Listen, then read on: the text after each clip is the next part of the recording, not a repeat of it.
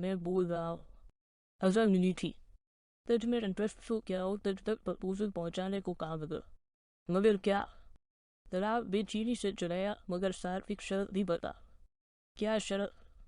दरार का बेसुगापन अरोज पर था तो दूसरी तरफ वाजी उसका सबर आजमाई जा रहा था। शर्त ये ही का, तुझे घर दामाद बनना पड़ेगा। वाजी ने गव्या धमाका क्या वो अपना घर अपने माँ बाप को छोड़ने पर आमादा नहीं।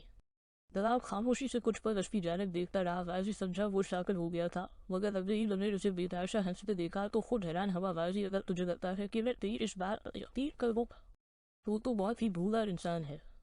क्या मतलब पहली बार में यकीन नहीं कर सकता कि रजा ने मेरे लिए प्रपोजल भेजा हो? मुझे अपनी शक्ल पर अलहमदुलिल्लाह पूरा भरोसा है। दूसरी बात यह कि तुझे झूठ बोलना बिल्कुल नहीं आता। वाजी का मुंह लटक गया, उसे वाकई झूठ बोलना नहीं आता था।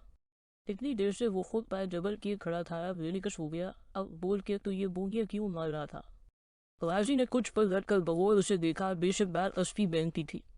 वो भी गैरतमंद था, अपनी बहन के बारे में ऐसी बात नहीं सुन सकता, मगर उसे पूरी उम्मीद थी कि दरार का शुमार चूंकि गैरतमंद लोगों में कता नहीं होता था, इसलिए इससे बात करने में कोई हर्ज न था।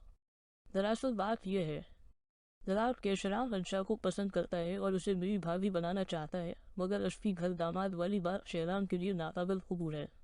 इसीलिए हमने मंसूबा बनाया कि, और फिर उसने अमन का तमाम मंसूबा उसे सुना दिया। अगर तो ये कहता कि तो इंशा को पसंद करता है तो मैं तेरे दादा तोड़ देता, मुझसे मिलने मेरे घर आता था और मेरी बहन पर नजर रखी। मगर शहरान की बात और है, मैं उसके मिजाज और करदार से अच्छी तरह वाकिफ हूँ। अगर उसने इंशा का नाम लिया है तो यकीनन कुछ सोच कर लिया होगा।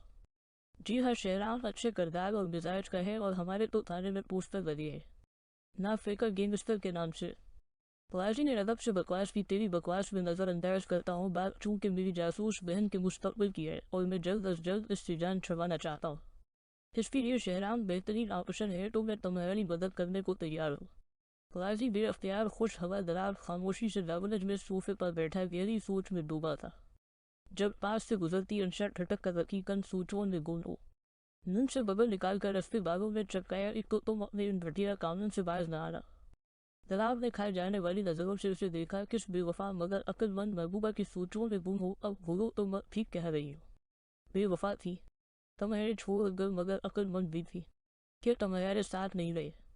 कभी तो अपनी बक बंद कर दिया करो, क्योंकि अभी मैं जिस बारे में सोच रहा हूँ तुम जान लो तो तुम शाकर रह जाओ। अच्छा, फिर तो मैं लाजमी जानना चाहूँगी कि क्या बात है।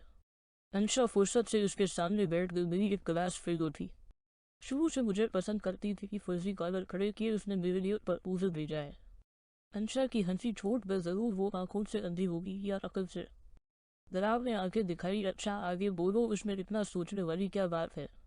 मैं भी उसे बहुत चाहता हूँ, इसे खोना नहीं चाहता, मगर साफ साफ बोलो मिस्टर दरार। असली एक शर्त है कि मुझे घर दामाद बनना पड़ेगा। वह अपना घर अपने माँ बाप को छोड़ने को तैयार नहीं। अंशा को करवट सा लगाओ, चेहरे की रंगत जल्द पड़ेगा।